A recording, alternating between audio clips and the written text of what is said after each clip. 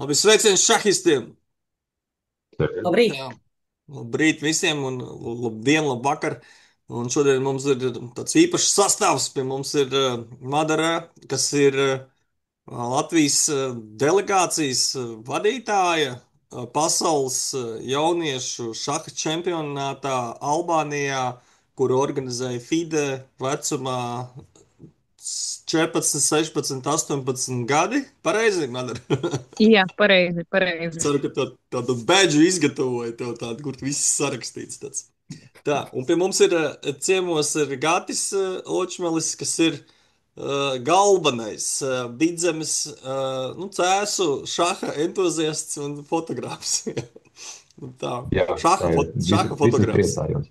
Jā, Jā, par to mēs varētu parunāt, par šaha fotogrāfu specifiku. Nu, protams, mums ir Nelija Forever. Čau, Nelija. Jā, nu tad no sākuma tās ziņas, kuras vēl spēja tā kā noturēties virs virsmas, jo mums ir viena galvenā ziņa. Tā tad, jā, subscribe nospiediet. Jo Madara sen ir nospiedusi, Gatis arī droši vien jau nospiedis, Nelija vispār tur jau kaut kāds zelta abonents, tā kā spiediet subscribe. Mums bija pagājušajā nedēļā Edgars Bāliņš, kurš izrādās arī ir liels šahists un tur orientējas visās tēmās. Un, Nelī, kā beidzās turnīrs Kuldīgā, varbūt pastāst. Ļoti skaisti, ļoti rudenīgi. Tātad Danas igadējā turnīrā šogad laurus plūca Arķems Tolmačevs, jaunais fidemeistars. Zēniem viņš uzvarēja. Meitenēm uzvarēja mana meita Naumija Maklakova. Nu tā, ļoti skaisti, ar lieliem kausiem, daudz dāvanām. Paldies Danai, paldies Kuldīgai. Kur jūs, kā jums mājās, starp citu, Nelī, jums ir sadalīts, kur tavi, kur meitu kausi, vai jums tur kaut kā jūs to darat? Jo Madarai muzejs ir. Mums ir sadalīts, bet mums ir jāpērk kaut kāda privāta māja. Mums ir tie kausi ir forša lieta, un Naumija grib visus paturēt, un es nezinu, ko. Bet klausies, bet tā varbūt nav tik slikta ideja. Varbūt tiešām jātaisa šaha muzejs. Nu, tā kā. Nevis, nē, mums jau ir ideja, tad, kad Naumija būs sava māja, viņai būs apkārt mājai apšuva no kausiem, kas ir iemūrēti iekšā, lai to var apskatīties, un lai ir tāds speciāls dizains. Tur Jā, jo vienai tagad, sienai noteikti jau pietiek. Jo tagad futbolisti runā par to, ka viņiem vajag stadionu jaunu, un varbūt mums arī vajag šaham stadionu. Ja? Vai divus. Nu, tur rapidam noteikti Blicam viens stadions, klasikai cits stadions. Nu, kaut kā halle kaut kāda, jo tas, man liekas, būtu adekvāti. Tā, tā kā jā, par stadioniem mēs vēl parunāsim un sporta. Tā, vēl ir tāds svinīgs notikums ļoti bijis. Šaha skolas izlaidums. Es tik mēģināšu atrast. Es Tikmēr savēju mēs varam neatceros. pajautāt Madarai kā šahskolas audzēknei. Tev, Madara, ir divi izlaidumi aizvadīti, pareizi, jā? Tu esi abus tos posmus pabeiguši Jā, šahskolā. jā, man ir abi iegūtas liecības par to, tā Mhm. ka viss ir iziets. Jā, es savu diplomu arī ar godu glabāju. Man tas O, jā, Andrim vērtīgi. arī ir. Andri, saki, vai tev arī ir abi posmi pabeigti, vai tu kā tajā laikā varbūt jau Nu, man liekas, bija ka viens? bija viens tikai kaut Viens. kāds. Mhm. Man liekas, es negribu kļūdīties, Nu, bet man vienādi tas sakot, mums ir diploma. tas pirmais posms, kas ir no sākuma sagatavošanas līdz MT7, kopā 8 gadi jāmācās. Un tad saņem to pirmo diplomiņu, un tad ir, ja tu esi pirmā sportas un spēcīgāks, tad tev aicina turpināt. Turpināt, vēlams, ka tu pēc tam esi meistara kandidāts, fidemeistars vai lielmeistars ideālajā gadījumā, ja? Un tad tu vari mācīties līdz 24 gadiem, vai arī vari ātrāk tā kā finišēt, bet, jā, ja tev ir panākumi, tad tu finišē to paaugstināto grupu. Šie ir mani audzēkņi. Šie ir mani pirmie trīs audzēkņi. Wow. Jā, Kā es viņus mēģināju sauc? pārāk nesmēdīt, lai neizrādītu, cik es esmu nenormāli laimīgs, tāpēc es uzliku tik nopietnu seju, bet man iekšā visas gavilēja. Nu, nosauc tos uzvārdus. Edmunds Sūrums, Markus Antonišķis un Henrijs Tavars. Tātad šitie man lielie džeki, un starp citu, jā, viņi ir izņēmums, jo viņi sāk mazliet vēlāk. Man bija īpaši jālūdzās un īpaši jādomā, kā viņus uzņemt. Bet par cik Paskaties, viņiem bija kāda tas apli. šaha gēns jau attīstīts, es nevarēju pateikt viņiem nē. Jā, jā, ir tāds šaha gēns, to mēs arī Un kādreiz Andris parunājam. viņiem, nu, es dāvināju grāmatas, bet Andris uzrakstīja viņiem katram rītīgi labas novēlējumus. Tur, lai labs buholts, lai viss uzvaras, lai kas tur bija, upurus vēlot. Nu, Jā, jā, lai vienmēr labāks buhalts, jā, jo buhalts ir svarīga lieta, jā, jā, tas jā, slavenais viņi buhalts. priecīgi par šo ierakstu. Bez buhalta šahisti nekur. No rīta tu pamosties, ja, un pirms iztīrīt zobus, tu tā pasties, kāds buhalts šodien. Gribētu Vai jau rādīt, pirms dažām dienām šaha pasauli satricināja kaut kas neticams. FIDE izdomāja kaut ko ģeniālu. Ja. Tā, tad jums parādīšu, kas tas tāds ir. Tātad kopā ar Norvēģiju Česu, kur nopietni cilvēki organizēja, ja, tā kā, būs jauna tā kā, pasaules čempionāta sērija, var teikt, ja, te, kur paspiež roku tur, ja, organizatoriem. Un viņš sauksies tātad Total Chess World Championship Tour. Tātad, protams, ka mums ir pasaules čempioni Blitzā, Rapidā un klasiskajā šahā. Tas viss ir ļoti vienkārši un forši.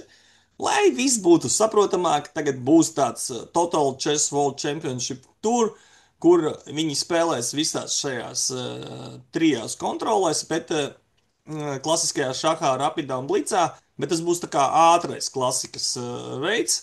Nu tā, Skvorcova, krieviski sauc, ja to met, laika kontroli. Un tad viņi spēlēs visas trīs laika kontrolas, tur būs, laikam, 4 turnīru sērija.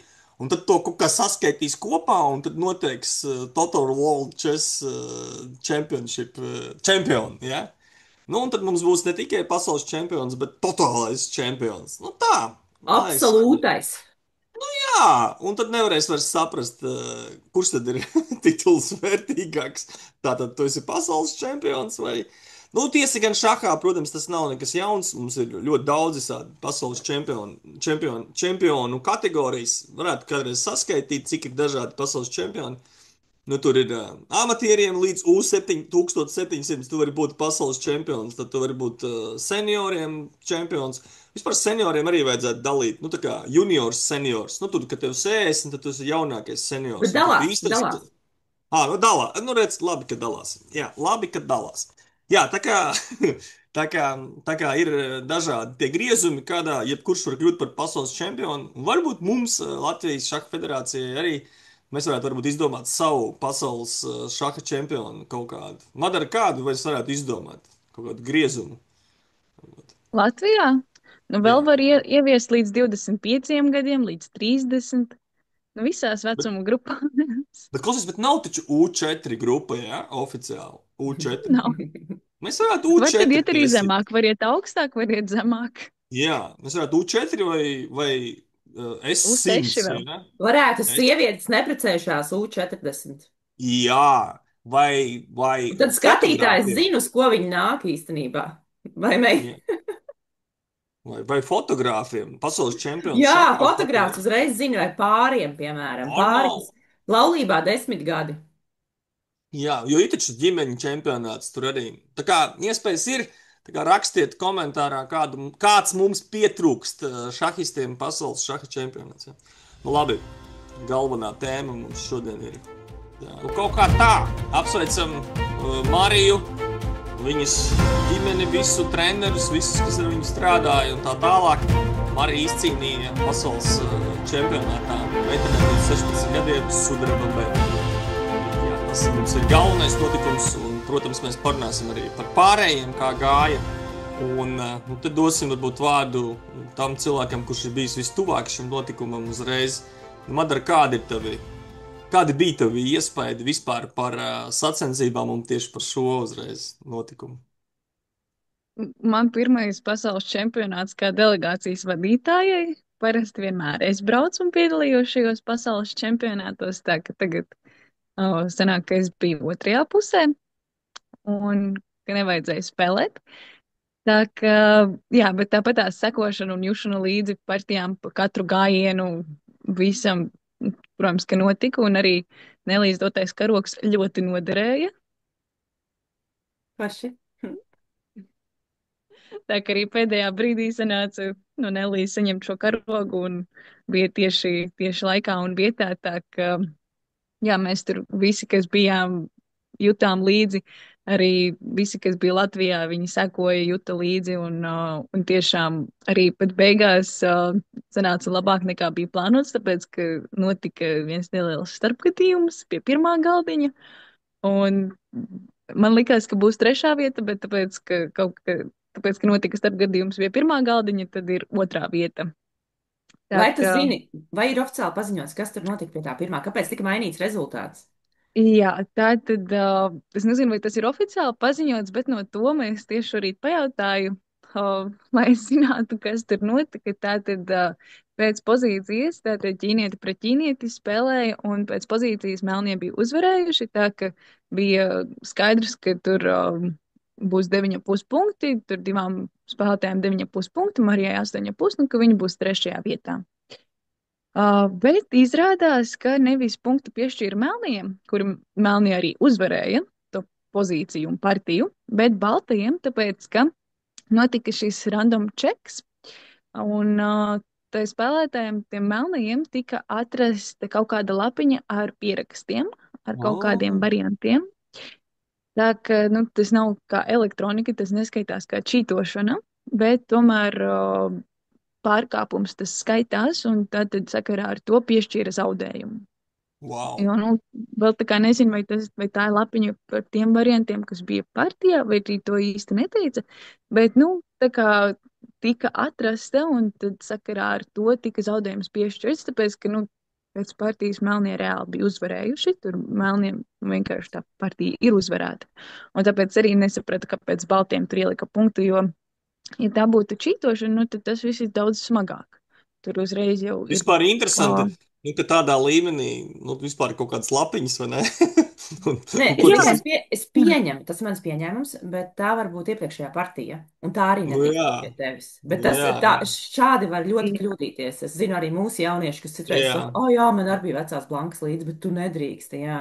Jā, tas Nu, izklausās cerams, pēc ka tā vienkārši bija vecā neveiksmes. blanka, nevis jaunā. Jo redzi, kā arī tajā vecā blankā tev var būt ar melniem vai baltiem tieši tāda pati pozīcija un mazums tu gribi apskatīties. Vai, nu, jā, nedrīkst nekas tāds būt, Jā, bet nu, bet es jā. nezinu, kas tas pa papīru bija, vai tie bija kaut kādi varianti vai pārtīja, bet, nu, tika atrasts, un, nu, tad sakarā ar to tad vienkārši tika ielikt zaudējums, kaut gan Ok. melnie bija uzvarējuši. Par to Tas Jā. ir interesanti. buļbuļsaktu mēs varam Gatim pastāstīt, kas ir buļbuļsakts. Buļbuļsakts ir ar visiem pretiniekiem, ar ko tu spēlē, tiek skaitīts punktu skaits. Uzlabotais buļbuļsakts ir tad, kad atmet tur labāko un sliktāko.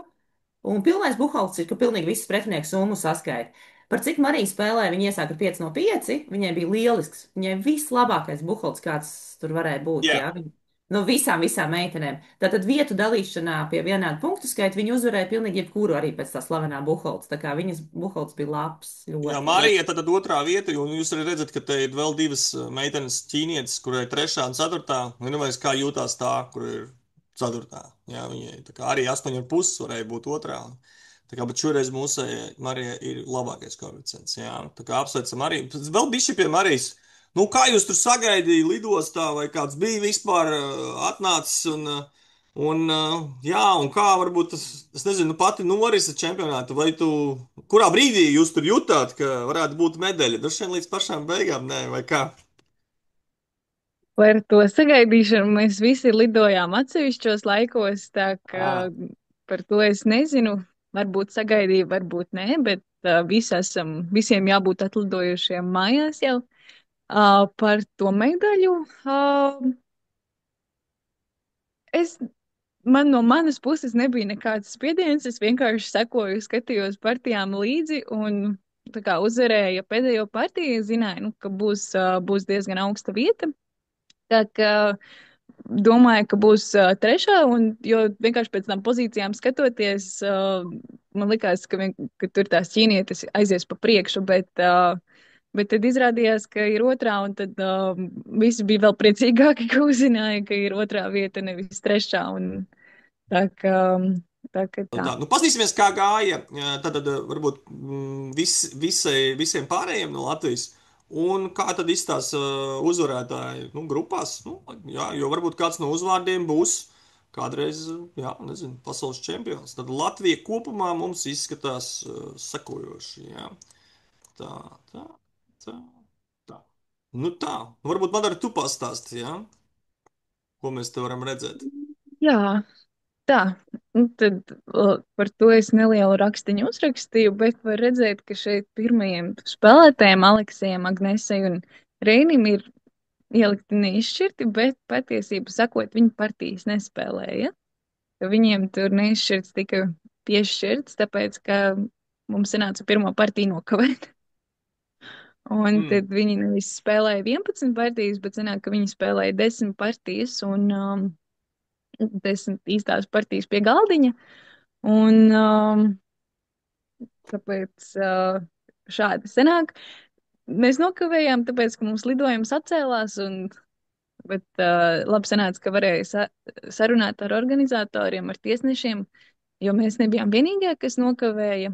Un tad tas neizšķirts tika piešķirts, bet pēc tam bija nedaudz grūti spēlēt, jo tomēr bijām riktīgi nomocījušies no visa šī garā ceļa un arī nedaudz stress par to, ka pirmā partija tiek nokavēta un tomēr pasaules čempionāts un visi ir spēcīgi, visi gatavojas, tā ka tas varbūt nebija pats no labākajiem sākumiem. Mm.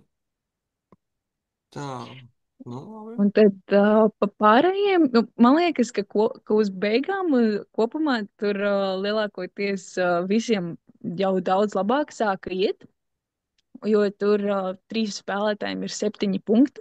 Un arī tad sanāk gandrīz pirmais 20. Tur Agnesei 14. vieta, Milēnai 19. un Nikolajam 23. Tur Sofija arī diezgan augsta 27. vietā. Tā kā, jā, man liekas, ka uz beigām viss kļuva daudz labāk. Milēnai ir ļoti liels reitinga pieaugums. Viņa arī tur izcils turnīrs sanāca.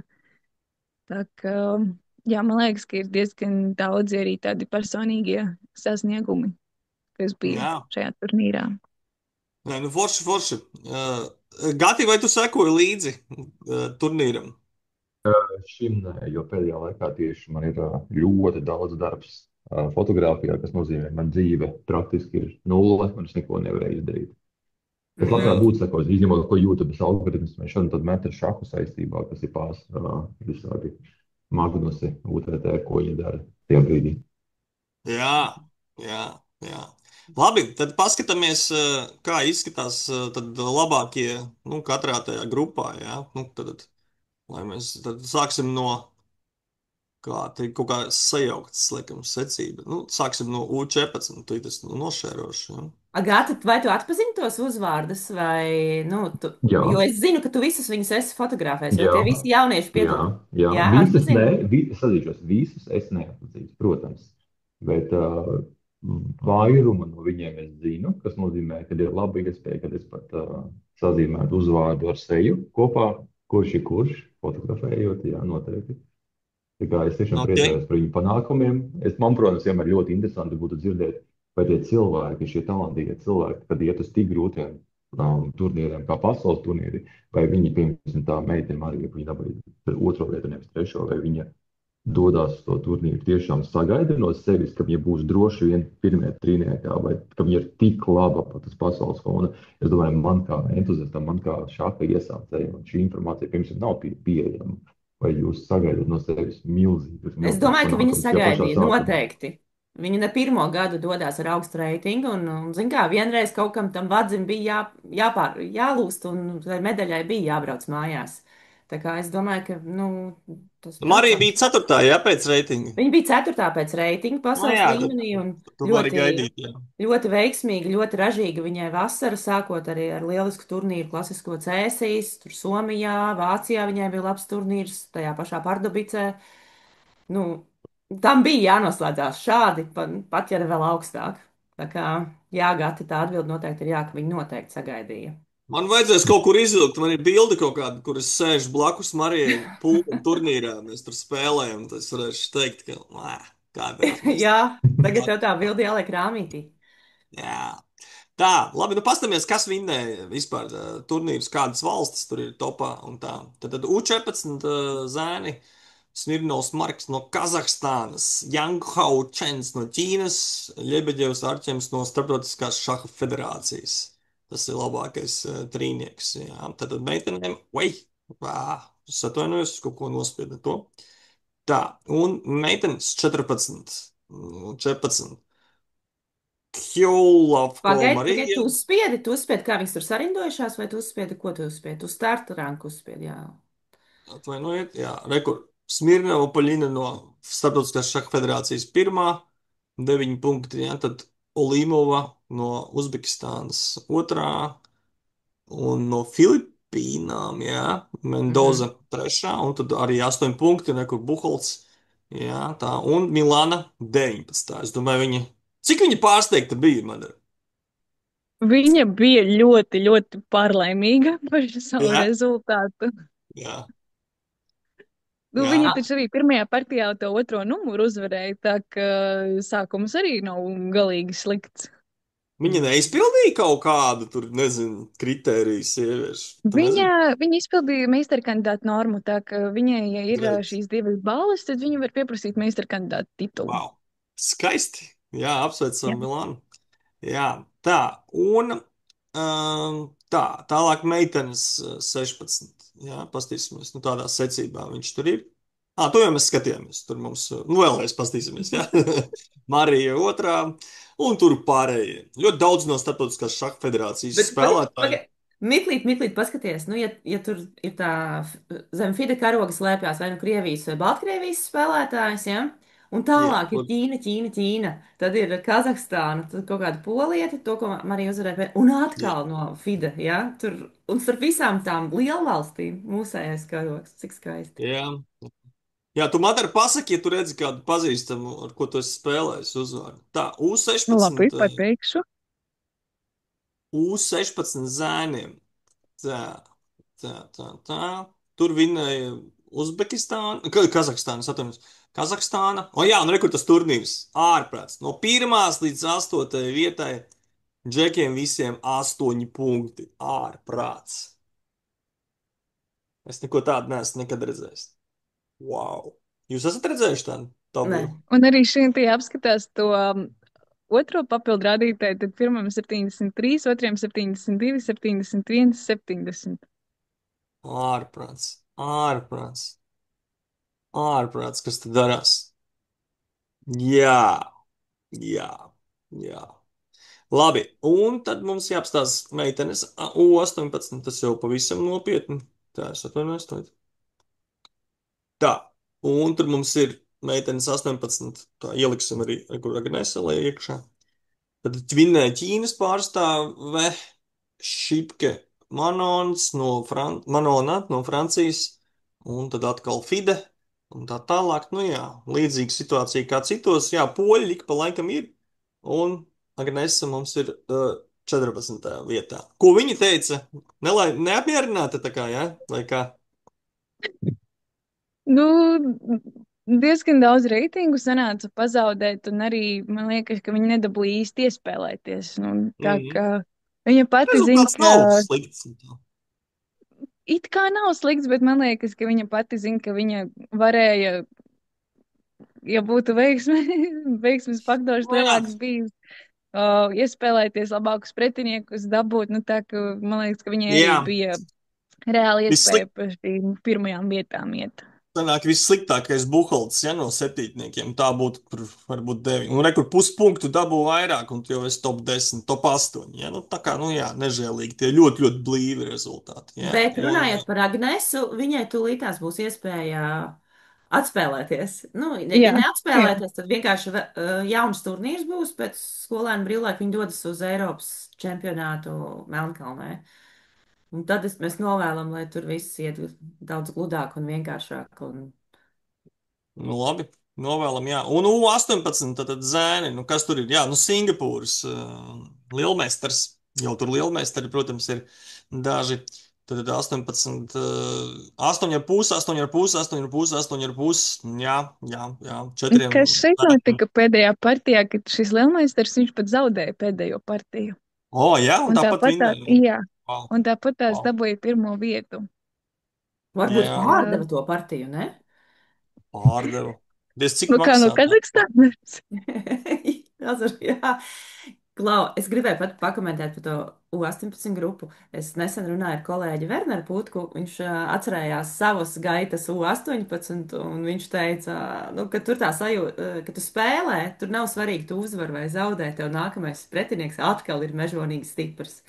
Jā, un jo, nu, tie U18 tā arī ir tā pasaules elite pēc tam, kas tur augstāk. Pēc tam nākamie iespējamie pasaules čempioni varbūt no Jā, šīs.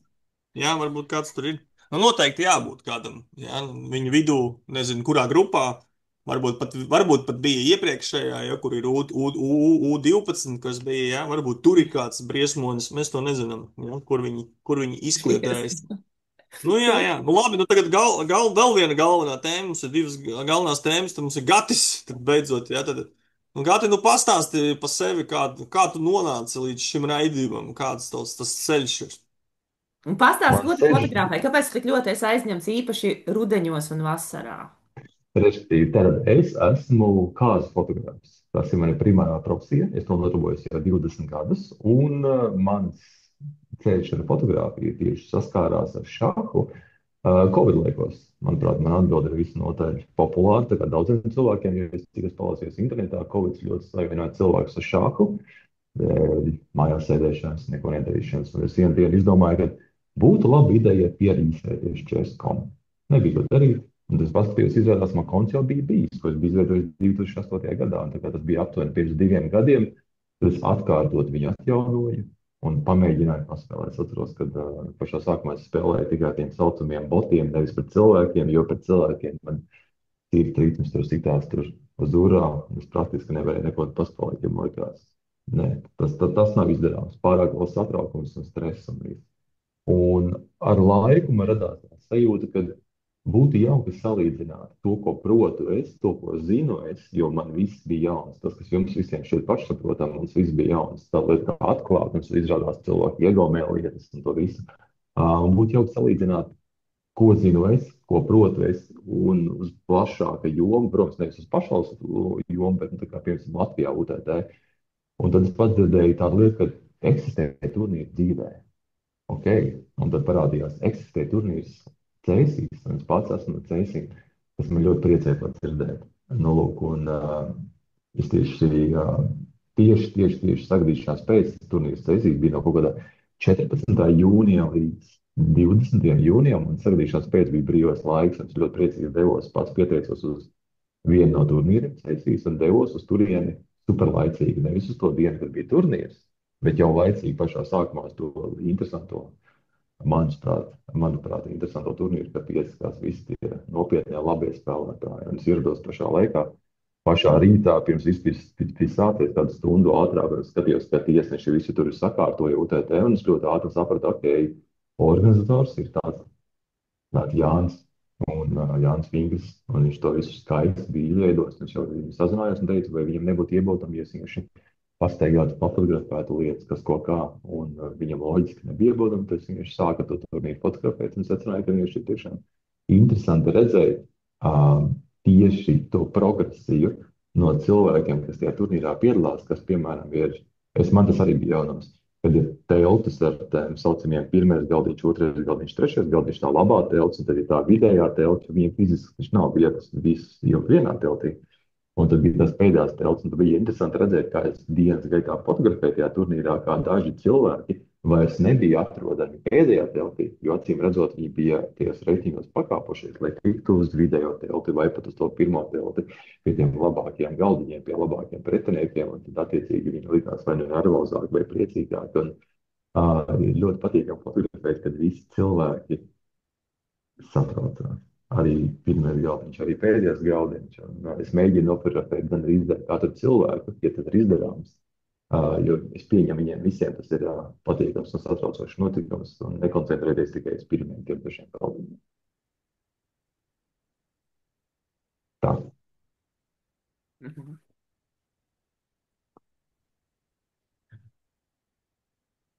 Tā.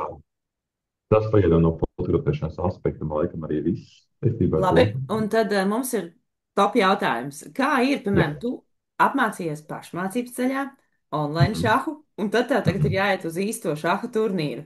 Taču ir Mhm. liela starpība, vai ne? Spēlēt, kā tu teici, no sākuma vispār tu par botu spēlēji, ne pat ar cilvēku, un Jā, tagad tu saņem drosmi, un tu aizēji reāli jā. uz pirmo savu turnīru. Ko tu kā cilvēks izjūti? Ko tu vari pateikt citiem? Ko tu vari ieteikt citiem? Ir tā vērts vai nekad nedariet, vai kā labāk? Es varu ļoti ieteikt, nebūt pārāk statiskam tajā, kā tu mācies spēlēt šāhu. Tā kā man daudz to saka, vienkārši ir nepieciešams mācīties tās pamatus stabilus, nevis mēģināt atcerēties tikai, ko dators tev iesaka darīt, jo tas, ko es biju godīgi sakot, ļoti pārsteigts, kaut arī internetā man lasīju ieteikumus un mani brīdināja, un tā tiešām arī bija.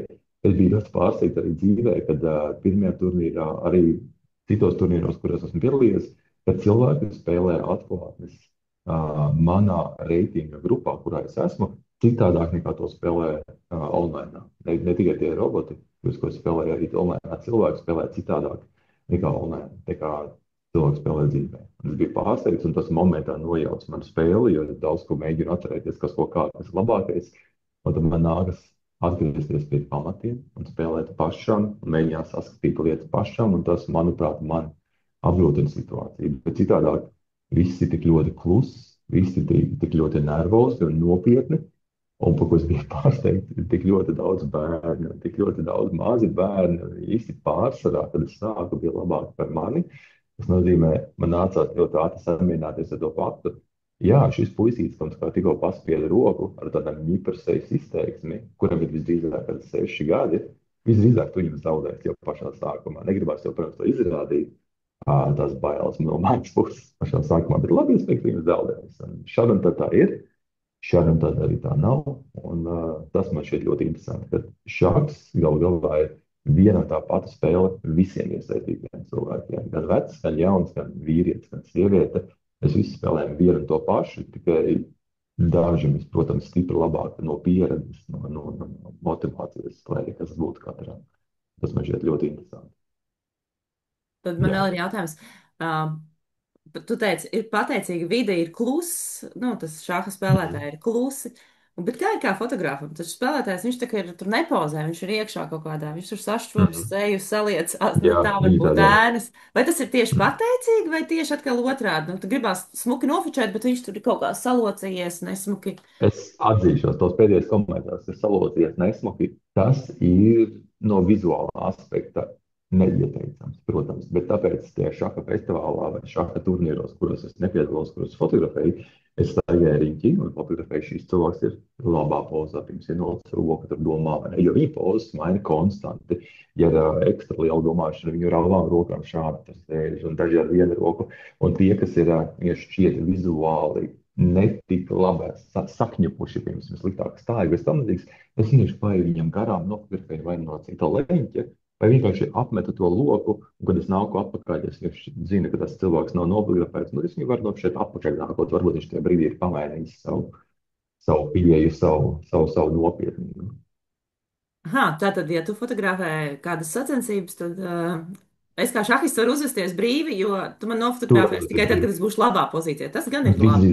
Visdrīzāk tas ir visdrīzāk, un es tevi esmu fotografējis vairākas reizes, precīzi tevi.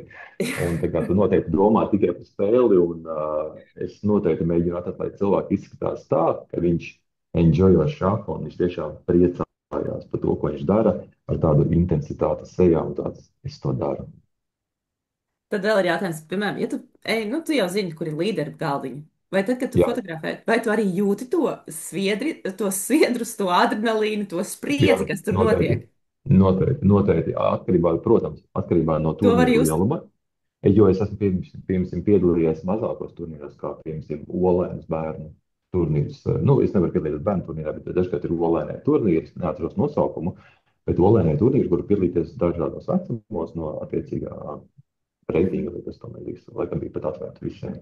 Un tajos turnīros pie pirmiem galdiņiem arī tieši tāpat kā citos turnīros sāka pulcēties cilvēki, lai paskatītos, kas notiek, kā spēlē pirmais ar otro pozīciju, trešā, ceturto pozīciju, un ir īpaši lielos turnīros, kā piemēram Sēžu šaha festivāls. Nu, mana lielos, cik es esmu bijis ne pasaules līmenī, bet, piemēram, Sēžu šaha festivālā, kas, manuprāt, ir liels turnīrs, tur pie pirmā un otrā galdiņa ir bieži tāds prāvs pulks, ka man nākas bieži domāt, kā es šo nofotografēšu, jo viņi fiziski man ir priekšā. Tad man nāk tāds nedaudz excuse me, vai ne, paiet garām, bet tā pieklājīgi un ar cieņu pret spēlētājiem, ar cieņu pret šaha normatīviem, kas ir esi kluss un netraucē viņiem domāt. Un tāpēc tā ļoti uzmanīgs, bet pavisam noteikti to intensitāti jūt. Viņi ļoti cenšas. Tu sevi sauc par šaha fotogrāfu vai tikai par kāzu? Es esmu izteikti kāds fotogrāfs. Es sevi saucu par šaha fotografu tikai tiem cilvēkiem, kuriem es nojaušu kaut vai minimāli interesē šahs, jo manu draugu grupā, manu klientu grupā, manu cilvēku, kas manā dzīvē ir, praktiski neeksistē cilvēki, kuriem interesē šahs kaut vai nedaudz. Tā kā praktiski man nav neviena, ko par šahu runāt.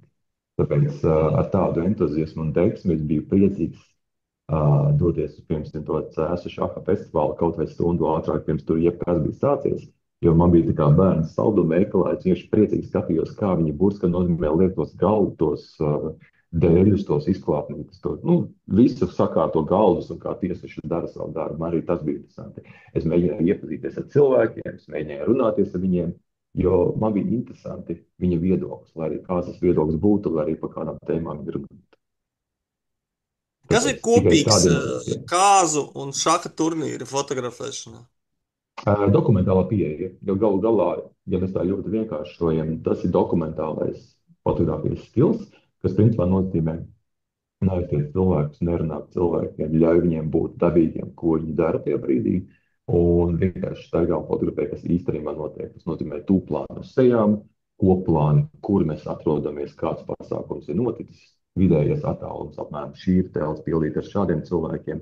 Šie divi cilvēki spēlē viens pret otru, un šī šķupiņa pirms mums skatās, kā tie divi spēlē UTT. Pārstāties tas miers un atkāpe no dzīves. Un es esmu tā kā tas cilvēks, kas tajā riņķī viņš to iemūžina. Cerams, ar mani neviens nerunā, cerams, es nerunāju ne ar vienu, es varētu nofotografēt, kas īstenībā notika, nevis inscenēt, pirms jums saku, Nelī, vai tu var lūdzu tā drastiski pieiet pie galdiņa, kur spēlē, jums ir Naomi un skatīties noraizējusies. Tā.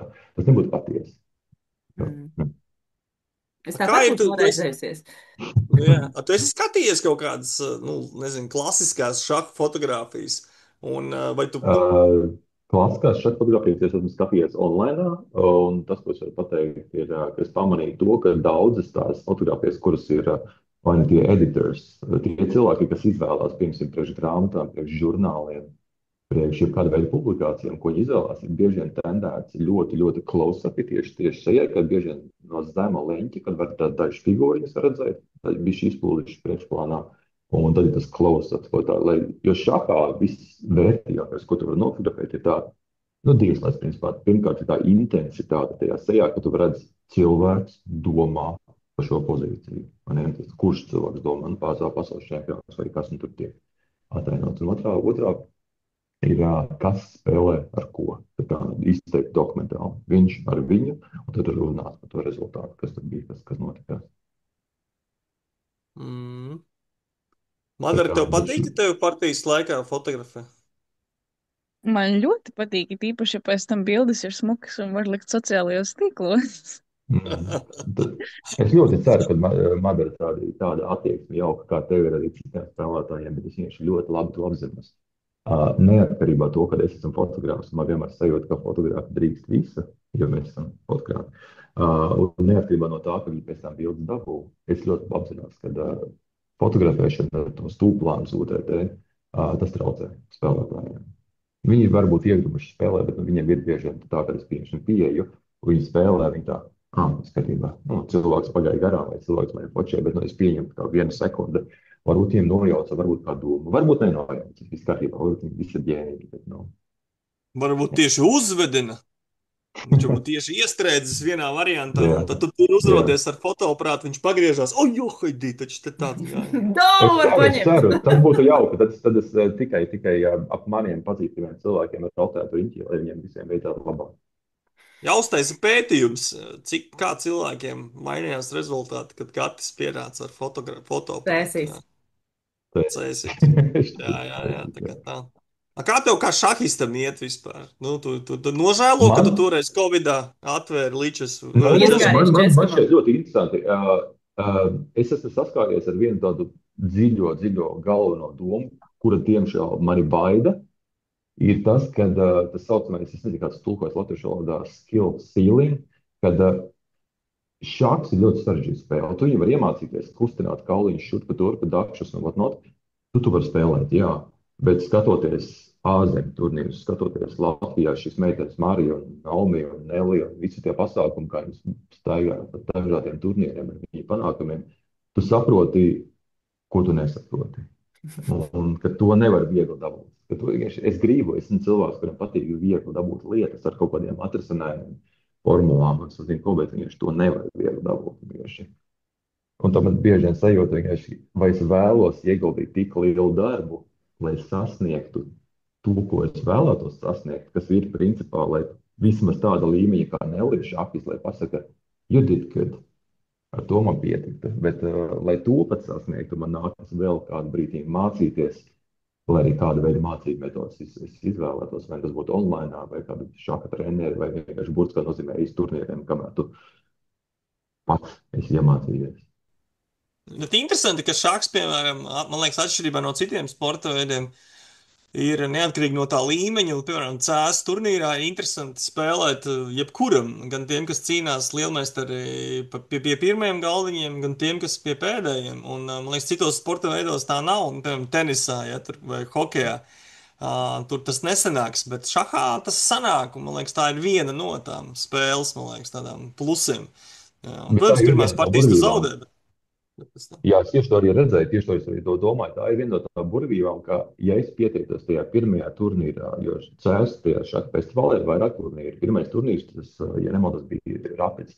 Ja es pieteiktos pirmajā turnīrā, man teorētiski, ja man noveiktos vai kaut kādi punkti saietu, un ja es arī sagadīšanās pēc kaut kādai minimāli normāli nospēlētu, man būtu pieeja pie ļoti labiem spēlētājiem, ar kuriem ikdienā man nekad nebūtu dotas iespējas vispār iepāt spēlēt. Jo tur taču piedalās arī visādi no Latvijas lielmeistari un dažādi tiešām ļoti, ļoti labi spēlētāji.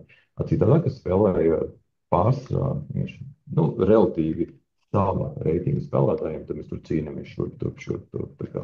Tas mani motivē, tas, ko tu teici. Labi. Ok, tad varbūt pēdējais noslēdzošais jautājums, bet mēs uztaisīsim viņam tādu modifikāciju. Ja tu dotos uz Vientuļas salas viens pats, kādus 3 fotoaparātus tu ņemtu līdzi? Ja dotos uz Vientuļas salas 3 fotoaparātus, es paņemtu vienu, to, kas man jau pieder, mana galveno darba zirgu, ko es izmantoju kaut reizi, jo es viņu jau protu izmantot ļoti labi. Tas būtu ļoti interesanti. Otrs fotoaparāts droši vien būtu Polaroids, kuram magically nebeigtos tās filmiņas, nevis filmiņas, tās kastītes, kur nāk ārā tās. Ne? Tas būtu interesanti, jo digital look man ļoti patīk. Tas Polaroidā arī tas vecais looks ir. Ja apvienojas tas digital ar to. Jā, tas man lūks patīk. Un pēdējais būtu īstenībā tāda interesanta izvēle kā Holga. Holga ir fotoaparāts, kurš ir slavens ar to, ka viņš ir ļoti lēts. Bieži vien kādi 50 eiro, 60 eiro. Viņš ir tā kā ziepīšu formas fotoaparāts. Viņš ir lēts, un viņš ir slavens ar to, ka viņam ir daudzi dažādi mīnusi, negatīvas lietas, kas ir citos fotoaparātos, un tās visas negatīvas lietas, kas ir dažādākos fotoaparātos, tās visas negatīvās lietas ir tieši Holgā, visas reizē Holgā iekšā. Un tu dabū pārsvarā tādus tā kā ļoti filtrs pa virsu veida fotogrāfijas, vai no skrāpējumiem, vai tur gaisma bišķi pa daudz atnākusi, kaut arī tu to negribi tur pa daudz. Un tas nozīmē, tu dabū negaidītu rezultātu katru reizi, neatkarībā no tavas prasmes līmeņa. Klausies, tā kā viņš Holga saucās? Jā. Tu varētu fotografēt pēdējos galdiņus turnīrā ar Holgu. Es domāju, viņi priecīgi par to nebūtu.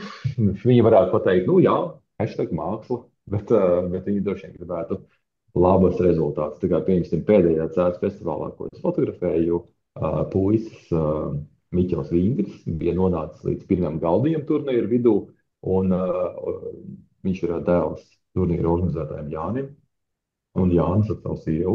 Jā, abi divi sagadījušās pēc, bija fiziski tūmā, man viņi abi ļoti satraukuši. Gati, ātri skrien pirmā galdiņu, lūdzu, skrien pirmā galdiņu.